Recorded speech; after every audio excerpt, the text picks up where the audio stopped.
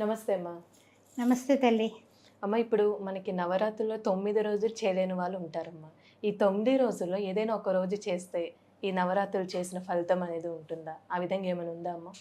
శ్రీమాతా శ్రీ మహారాజ్ఞి శ్రీమత్ సింహాసనేశ్వరి చిదగ్నికుండ సంభూత దేవకార్య సముచ్యత. ఓం శ్రీమాత్రే నమః. అమ్మవారి నవరాత్రులు 9 రోజులు చేయలేకపోతున్నాము. ఏదో మైల లేకపోతే అంటు ముట్టు ఏవోటి వచ్చాయి, ఆడవాళ్ళకి సహజంగా వచ్చేవన్నీ కూడా. అలాంటప్పుడు మరి ఎలా అండి, మేము ఒక్కరోజన్నా చేసుకుందాం అనుకుంటున్నాము, లేకపోతే ఎట్లా అండి అని అడిగేవాళ్ళు ఉంటారు. అట్లాంటప్పుడు మీరు సపోజు 9 రోజులు అవ్వలేదు, 5 రోజులు అవుతుందా? 5 రోజులు అవ్వలేదు, 3 రోజులు త్రిరాత్రులు అంటే అష్టమి చంద్ర విభ్రాజ. అమ్మవారు అష్టమి రోజున అష్టమి నాటి చంద్రుడిలా ఉంటుందట. అందువల్ల చంద్రవంకలాగా అంటే ఇప్పుడు కూడా చూడండి, మన వరంగల్ భద్రకాళీ మాత దగ్గరికి పడితే వాళ్ళు చంద్రవంకలా బొట్టు పెడతారు మనకి. ఆ విధంగా ఉంటుంది కాబట్టి అష్టమి నాటి చంద్రబింబంలాగా మనం అష్టమి నవమి చేసుకున్నా, లేకపోతే ముందు రోజు సప్తమి అష్టమి నవమి 3 రాత్రులు మనము చేసినా సంతోషంగా ఉంటుంది. అది కూడా కష్టం అంటే కనుక మీరు చేసుకోవాల్సింది ఏ రోజు మీకు కుదిరినట్లయితే ఆ రోజు, కనీసం నవమి రోజైనా చేసుకున్నా బాగుంటుంది, లేదా మూలా నక్షత్రం రోజున చేసుకున్నా చాలా బాగుంటుంది. ఎందువల్ల అంటే అమ్మవారు పంచమి పంచ సంఖ్యోపచారిణి. మూలా నక్షత్రం రోజున చేసుకుంటే అమ్మవారు సరస్వతీ కటాక్షం. యా దేవి సర్వభూతేషు విద్యారూపేణ సంస్థిత నమస్తత్వే నమస్తత్వే నమస్తత్వే నమో నమః విద్య ప్రసాదిస్తుంది. జ్ఞాన సరస్వతిగా మనకి బాసరలోనే లేదు. ఈ మూలా నక్షత్రం రోజున ఆవిడ జన్మించింది. అందువల్ల మీరు ఆ రోజున పెట్టుకోండి, ఆ రోజున చేసుకోండి. చాలామంది కూడా గొళ్ళల్లో కూడా కిటకిటలు ఆడిపోతూ ఉంటారు. కుంకుమార్చనలు ఎక్కువ జరుగుతాయి ఆ రోజు చేసుకోండి. ఆ రోజు చేసుకుంటున్నామండి, అంతా బాగానే ఉందండి, కలిసి పెట్టాలా లేదా అదొక పెద్ద డౌట్. కలిసి పెట్టుకోండి, కలిసిన ఆఖరణ పూజ అయిపోయిన తర్వాత కలిపేయండి, సరిపోతుంది. లేదు శుక్రవారం పూట చేస్తున్నామండి, శుక్రవారం నాడే చేసుకుందాం అనుకుంటున్నాము, మహాలక్ష్మి మహాకాళి సరస్వతీదేవి అయినటువంటి అమ్మవారిని శుక్రవారం నాడు దేవీ నవరాత్రుల్లో చేద్దామని ఉందండి, మాకు లక్ష్మీ కటాక్షం కావాలి అని కొందరు అంటూ ఉంటారు. మరి అలాంటప్పుడు మరి ఎలా అంటే శుక్రవారం పూట చేసుకోండి, కలసని మాత్రం కదపకండి. శనివారం నాడు కలసని కదిపి ఆ ఒక్క చిన్న హారతి ఇచ్చి కాస్త నైవేద్యం పెట్టి అప్పుడు దిగండి, అంతేగాని కలసని కదపకండి. శుక్రవారం పూట కలస పెట్టడం ఏమిటి అంటే కనుక బ్రహ్మ విష్ణు మహేశ్వర స్వరూపంగా ఎంచి కలసను మనం పెట్టుకుంటాం. పెట్టుకున్న తర్వాత ఈ సంవత్సరం పెట్టామండి, వచ్చే సంవత్సరం మేము పెట్టలేదు, తర్వాత సంవత్సరం పెడతాము, అలా ఇష్టానుసారము మనం మాట్లాడటానికి లేదు. దేవీ నవరాత్రుల్లో ఒక్కసారి పెడితే అదే మనం ఆచారం కింద ఉండాలి, అంతేగాని ఇష్టానుసారం మార్చేయడానికి ఉండదు. అది గుర్తుపెట్టుకోండి.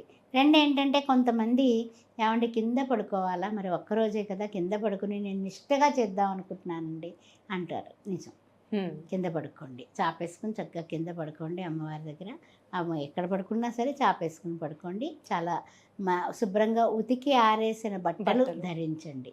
కొత్త బట్టలే కావాలని నేను చెప్పట్లేదు, ఉతికి ఆరేసిన బట్టలు ధరించండి. ఆ ఒక్కరోజు చేసేటటువంటి వాళ్ళు జపమాల తీసుకొని చక్కగా ఫస్ట్ 2 లైన్లు లలితా సహస్రనామం ఎలాగా చదువుకుంటాం, ఆ తర్వాత చూస్తేనేమో ఇంకా ఒప్పుకుంటే దేవి ఖడ్గమాల చేసుకుంటాం, ఇంకా ఒప్పుకుంటే లక్ష్మీ సహస్రం చదువుతాం, ఇంకా ఒప్పుకుంటే మన ఇష్టం, మన శక్తి. అయితే తప్పనిసరిగా జపం చెయ్యండి. ఇలా జపమాల తీసుకోండి. ఇవి 108 పూసలు ఉండొచ్చు, లేదా 27 ఉండొచ్చు, ఏమైనప్పటికీ కూడా మధ్యవేలు ఇలా పెట్టుకొని మీకు కోరికలు కావాలి. ఎలాంటి కోరికలు?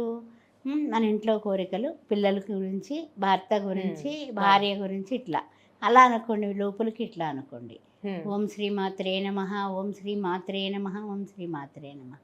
లేదు మనకి కొన్ని విషయాల్లో అన్నీ బాగానే ఉన్నాయి, జ్ఞానం కావాలి, అందువల్ల ఓం శ్రీ మాత్రే నమః, ఓం శ్రీ మాత్రే నమః, ఓం శ్రీ మాత్రే నమః అని బయటకి ఏదైనా కోరికకైతే లోపలికి, ఇంకా జ్ఞానానికి సంబంధించి బయటకి. అందువల్ల యా దేవి సర్వభూతేషు విద్యారూపేణ సంస్థిత అన్నాం కదా. విద్య కావలసిన వాళ్ళు కూడా ఓం సరస్వతీ దేవియే నమః. ఇచ్ఛాశక్తి, జ్ఞానశక్తి, క్రియాశక్తి స్వరూపిణ్యే నమః. దేవీ నవరాత్రుల్లో ఏ నామాన్నైనా సరే మీరు 108 సార్లు చేసినట్లయితే తప్పనిసరిగా మీ కోరికలు, మీ సంతోషాలు, మీ బలాలు అన్నీ పెరిగిపోతాయి, తీరిపోతాయి, పెరిగిపోతాయి. ఇంకేం కావాలి చెప్పండి? ఇచ్ఛాశక్తి కోరికలన్నీ తీర్చేస్తుంది. క్రియాశక్తి పనులన్నీ కూడా నిర్విఘ్నంగా అవుతాయి. ఆ తర్వాత చూసినట్లయితే ఇచ్ఛాశక్తి, క్రియాశక్తి, జ్ఞానశక్తి స్వరూపిణి. అందువల్ల జ్ఞానం లభిస్తుంది. జ్ఞానాదేవత కైవల్యం అన్నాడు శంకరాచార్యుల వారు. అందువల్ల జ్ఞాన లబ్ధి కోసం దేవీ నవరాత్రుల్లో అమ్మవారిని పూజించండి, అమ్మవారిని సేవించండి. ఒక్కసారి మీరు శ్రీమాత్రే నమః అంటే 1000 సార్లు అన్నట్టు లెక్క. ఇప్పుడు లఘువుగా ఎక్కడికో పెడుతూ ఉంటాము, ఇది మన బ్యాగ్లో వేసుకుంటాము.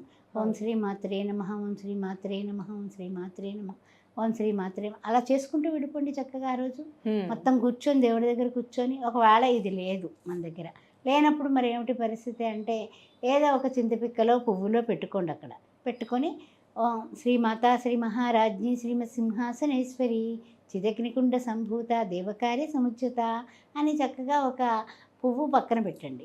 108 పువ్వులు ముందు ఏరుకుని పెట్టుకోండి. ఆ తర్వాత ఓం శ్రీ మాతా శ్రీ మహారాజ్ఞి శ్రీమత్ అలా మళ్ళీ అలాగ మీరు చేసుకోండి 108. అద్భుతంగా ఉంటుందండి. మీకు తెలియకుండా మీరు 9 రోజులు చేసిన ఫలితం మీకు వచ్చేస్తుంది ఈ విధంగా చేయడం వల్ల. తర్వాత 5 రకాల అన్నాలు నివేదన చేయండి. ఒక్కరోజు చేసేవాళ్ళు 5 రకాల అన్నాలు చేయండి. ఇందువల్ల అంటే పంచమి పంచ సంఖ్యోపచారిణి, పంచమి పంచభూతేషు అంటే పంచభూతాల సాక్షిగా, పంచ ప్రాణాల సాక్షిగా, పంచ కర్మేంద్రియాలు, పంచ జ్ఞానేంద్రియాలు, పంచ అనుపానాలు అన్నీ కూడా అమ్మవారిలోనే ఉన్నాయి. అందువల్ల అమ్మవారికి పంచమి సంఖ్య చాలా ఇష్టం కాబట్టి చక్కగా బెల్లం అన్నం, కట్టు పొంగలి, పెసరపప్పు వేసిన కట్టు పొంగలి, చక్కెర పొంగలి, పులిహోర, పరమాన్నం 5 రకాలు పెట్టండి. ఒకే అన్నాన్ని తయారు చేసి 5 రకాలుగా కలిపి పెట్టండి. ఇంకా మీకు ఓపిక ఉంటే కనుక 9 రకాలు పెడతామంటే కనుక చిట్టి గారెలు, అల్లం వేసిన గారెలు పెట్టండి, కేసరి పెట్టండి. ఇంకా చెప్పాలంటే కనుక మీరు ఇంకొక 2 రకాలు ఏం చేయాలని ఆలోచించకండి, బెంగ పెట్టుకోవాల్సిన అవసరం లేదు, మన దగ్గరే ఉన్నాయి. ఇంకా మనము పెట్టనటువంటి అంటే ఏమిటి, మామూలుగా సగ్గుబియ్యం ఆ తర్వాత వేసి చేస్తూ ఉంటాం. సగ్గుబియ్య జావలా చేస్తాం అనమాట. సగ్గుబియ్యం తర్వాత దాంట్లో వేసేది ఏమిటంటే కనుక పాలు, ఆ తర్వాత పెరుగన్నం, దద్దోజనం, ఈ 9 అయిపోయాయి. పిల్లలు కూడా చాలా ఇష్టంగా తింటారు ఈ ప్రసాదాలన్నీ కూడా. వేళ ఏంటి వేళ ఏమిటి అనేసి అలాంటిది 9 రకాలు చేసి ఒక్కరోజే చేసుకుంటున్నాను బెంగ పెట్టుకోకండి, చక్కగా పెట్టండి. అమ్మవారు దేనికైనా కాదు, భక్తికి లొంగిపోతుంది. అందువల్ల భక్తి అనేది చాలా ముఖ్యం. అమ్మవారి పట్ల ఇష్టం ముఖ్యం. అమ్మవారిలా తయారయ్యి చక్కగా నైటీలు వేసి పూజలు చేయకండి దయచేసి. చక్కగా చీర జాకెట్ కట్టుకొని మంచిగా తయారయ్యి అమ్మవారిలా కూర్చొని అమ్మవారికి పూజ చేయండి. శ్రీమాత్రే. చాలా చక్కగా తెలియజేస్తారమ్మా, ధన్యవాదాలు.